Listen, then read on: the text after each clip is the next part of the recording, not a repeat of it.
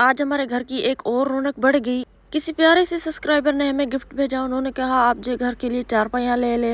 मैंने जल्दी से सारे घर का काम करके और तैयार होगी शहर जाने के लिए। हम अपने शहर में चले गए तो वहाँ पर ऐसी चीजें नहीं मिल रही थी, चारपाइयाँ वगैरह नहीं मिली वहाँ पर। हमारे शहर से दूर एक और शहर है तो हम लोग वहाँ पर चले गए। हमने 2-3 दुकान देखे लेकिन हमें जो चारपाइयाँ एक जैसी नहीं मिल रही थी। फिर हम इसी दुकान पे गए। इसी शॉप पे बहुत ही प्यारी प्यारी सी चीजें पड़ी थी। जिंदगी में पहली बार मैंने ये चीजें सारी देखी। बेड, शीशा, शोकेस, अलमारी वगैरह।